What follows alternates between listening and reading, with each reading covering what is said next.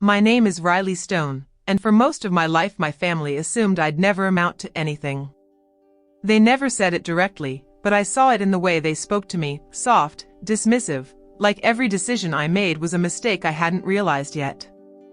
My older brother Grant was the golden child, the one who followed the family path. He worked for our uncle's construction company, married young, had kids, and lived 15 minutes from our parents. I, on the other hand, left town at 18 and barely looked back. I didn't leave because I hated them. I left because staying meant shrinking. For years, they thought I lived paycheck to paycheck, drifting between jobs. They never asked what I was really doing, restoring old homes, flipping them, renting them, learning every inch of real estate law on my own. I built everything quietly, title by title, until I owned 6 properties outright by the time I turned 32. They didn't know because I never told them. My silence became freedom. The only part of my life that still tied me to them was my grandfather's old farmhouse, an abandoned piece of land I inherited when he passed. The house was falling apart, the roof caving in, walls brittle with mold, but the land itself was worth more than anyone realized. I kept paying taxes, kept the deed locked away, and visited occasionally just to walk the field and remind myself where I started. Then one afternoon, I drove up the gravel road and saw fresh tire tracks. Not mine. Not recent rain. I parked, walked slowly toward the house, and heard voices inside, familiar voices. I stepped through the broken doorway and froze. Grant stood in the living room beside my mother and 2 men in suits. They didn't see me at first. One of the suits was pointing to blueprints spread across a folding table. Once zoning approval goes through, we can begin demolition. The land alone will appraise above $900,000. My mother nodded eagerly, as if she had anything to sell. Grant spoke with confidence that made my stomach twist. We'll file the paperwork by next week. My sister won't contest it. She's not using the property anyway. My voice came out before I could stop it. I'm sorry, what paperwork? Everyone turned. The look on my mother's face wasn't shock that I was there. It was irritation that I found out too soon. She forced a smile. Riley, honey, we were going to tell you. We've decided to repurpose the land for a family project. Something we can all benefit from. I stared at her, stunned. You can't decide that. I own this property. Grant exchanged a glance with her. Then he said the words that made everything inside me go cold, not anymore. We've already started transferring the deed. And that was the moment I learned they weren't just planning to steal the land, they already had a forged signature filed in my name. I felt my pulse pounding in my ears, but I kept my voice steady because I knew if I reacted emotionally, they'd twist it into me being irrational or ungrateful, just like they always did. You forged my signature? I asked quietly. Grant scoffed like I was being dramatic. Relax.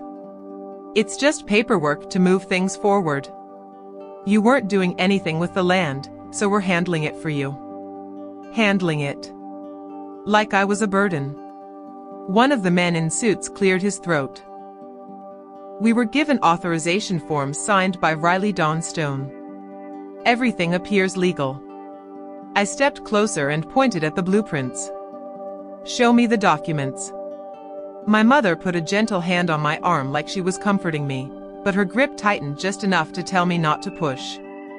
This is a family matter, Riley. We don't need outsiders involved. We're doing what's best for everyone. I pulled my arm away. I didn't sign anything. Grant rolled his eyes. You left. You don't get to step back in just because it's suddenly worth something. That sentence sliced through me because it was the truth behind everything. They didn't care until it benefited them. I pulled out my phone and started taking pictures of the documents on the table. My mother's expression snapped. Riley, stop. Don't turn this into a fight. I kept photographing. It became a fight the moment you committed fraud. I left the house without another word, got in my car, and drove until I reached a gas station parking lot where my hands finally started shaking. I emailed the photos to myself, backed them up to cloud storage, then called a property attorney named Jordan Pierce, someone I'd worked with when buying a rental property 2 years earlier. I explained everything: the forged transfer, the contractors, the planned demolition, the signatures. He didn't even sound surprised. If they file the transfer, we need to challenge it immediately. Did you see a notary stamp? I pulled up one of the photos. Yes. Then it's felony fraud, he said. This isn't a misunderstanding. Someone impersonated you in front of a licensed notary. Hearing it phrased legally instead of emotionally hit me differently. This wasn't family drama. It was a crime. Jordan told me to meet him the next morning so he could pull public records. I barely slept that night. I kept thinking about how confidently they spoke about turning my inheritance into a profit machine. They weren't planning to include me, just erase me. At sunrise, Jordan called with an update. His tone was tense. "You need to get here now," he said. I pulled the county filings. Not only did they transfer the land, they used your identity to secure a loan against it. And if that loan defaulted, I wouldn't just lose the property, I would be financially ruined under my own name. When I got to Jordan's office, he already had a stack of printed records waiting on the conference table. He didn't waste time with small talk. He pointed to the top page where my name appeared in bold letters next to a massive loan value, $670,000, secured against the farmhouse land.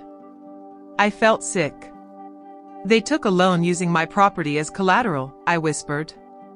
Jordan nodded grimly. "And because the deed is currently showing under transfer review, the bank may release funds within days unless we file an emergency injunction." I stared at the signature line, seeing my name written in a style close enough to mimic mine but just sloppy enough that anyone who actually knew me would recognize it wasn't me. The notary stamp beside it felt like a punch. Someone had stood in front of a legal official and pretended to be me. That wasn't just entitlement, that was intent. "Do you know who notarized it?" I asked. Jordan flipped to another page. "A woman named Kylie Harmon. We'll contact her. She may confirm who signed it in person." My heart tightened. If the notary lied, she would protect them. If she told the truth, this could unravel fast. Jordan leaned back, hands folded. "Your family didn't just want the land. They wanted leverage. A loan this large suggests they're planning to use your property to pay off unrelated debts or support another business." I exhaled shakily. My brother's construction company has been struggling for years. I think they're trying to save it. Jordan shook his head. "Not with your assets. We drafted and filed an emergency motion contesting the signature, demanding a freeze on the loan and halting all deed transfers. As soon as the paperwork went through, I drove straight to my parents' house. I wasn't there for a heart-to-heart. I was there for answers." My mother answered the door, wearing a calm expression that made me want to scream. "Riley, now isn't a good time," I pushed past her. Grant was in the kitchen, calculator in hand, laptop open, spreadsheets displayed. He didn't look surprised to see me. "Before you start lecturing," he said, "that land benefits everyone. You sitting on it helps no one." I stepped forward. "You stole my identity. You forged legal records. You took a loan that puts my name on the line." Grant didn't flinch. "We'll pay it off. You won't even notice. You should be thanking us for turning that worthless land into something useful." Worthless. The word echoed through me like a bruise pressed too hard. My father entered the room, arms crossed. "Don't embarrass yourself, Riley. We're family. We shouldn't need your permission." That was the moment something inside me snapped, not into anger, but clarity. "Family doesn't mean ownership," I said quietly. And you're about to find out what happens when you treat me like property. Because the next person to confront them wouldn't be me, it would be a detective investigating felony fraud. 2 days later, a detective named Serena Vaughn called me after Jordan forwarded the forged documents and loan filings to her department. Her voice was calm but firm, the kind of tone that made it clear she wasn't calling about a family dispute, she was calling about a crime. She asked me to come in to give a statement, and when I arrived she already had copies of every document laid across her desk in neat rows. She tapped the notarized transfer form. This signature doesn't match the one on your driver's license, employment records, or tax filings. Whoever signed this wasn't even close to your legal handwriting. Hearing it confirmed by law, not emotion, made the betrayal hit deeper. She pointed to a second page, the loan agreement. This is identity fraud, property fraud, and financial coercion. If the notary confirms someone else signed, that becomes felony impersonation. I swallowed hard. What happens then? Detective Vaughn folded her arms. We open a criminal case. Your family won't be able to touch this land again. For the first time since this mess started, I felt the ground shift back under my feet. Later that day, Vaughn went to question the notary. I waited in my car outside the station, tapping my fingers against the steering wheel, expecting the woman to deny everything. Instead, Vaughn walked out 10 minutes later looking stunned. She opened my car door. The notary just admitted she never saw you. She stamped the documents as a favor to your brother. The breath left my lungs. That meant Grant not only forged my signature, he had someone illegally validate it. I drove home in silence, not trusting myself to talk to anyone, not trusting my emotions not to drown me. The next morning, police cars pulled up to my parents' house. I didn't know they'd act that fast. I watched from down the street as officers spoke to my father and Grant on the porch. They weren't arrested, not yet, but they were served with official notice, a cease-action order, a fraud investigation, and a demand to appear for questioning. My phone rang minutes later. Grant. I let it go to voicemail, but as soon as the notification popped up, curiosity won. I pressed play. His voice wasn't angry, it was venomously calm. You think the law's going to protect you? You're making this worse. We're trying to build something for all of us. If you'd just stop being selfish, none of this would be happening. I deleted the message and blocked his number. I had spent my whole life avoiding conflict just to keep the peace, but there was no peace left to protect. They wanted a war. They just didn't expect me to fight back with lawyers, evidence, and the law on my side. But the real shock came when Detective Vaughn discovered the loan wasn't the only thing they forged. They had plans to seize every property under my LLC, and the paperwork was already in motion. I thought the forged land transfer was the end of it, but Detective Vaughn called me back 2 weeks later with a tone that made my stomach drop. Riley, I need you to come in. We uncovered additional filings tied to your name. When I arrived, she slid a stack of documents across the table. They weren't related to the farmhouse. They listed every property in my investment portfolio, my rental condo, the duplex I renovated myself, even a vacant plot I purchased as a future project.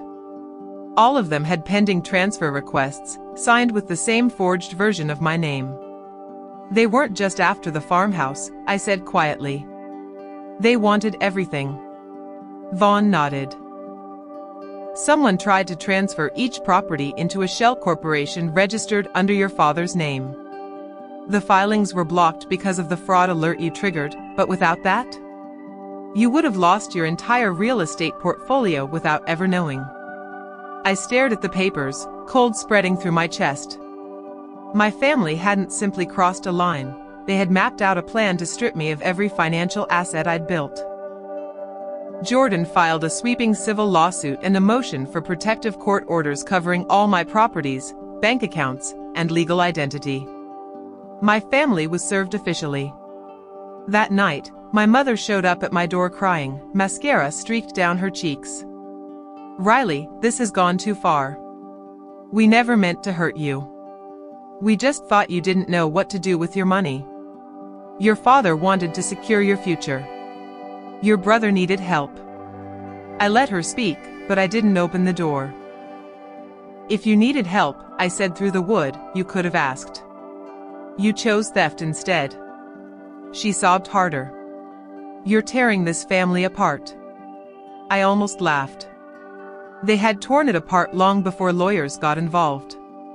The court hearings were draining, emotional, and at times brutal, but truth doesn't need to scream to be loud. The notary testified. Bank records confirmed signatures were forged. Contractors admitted Grant claimed I approved the project. Evidence stacked like bricks in a wall sealing them out of my life.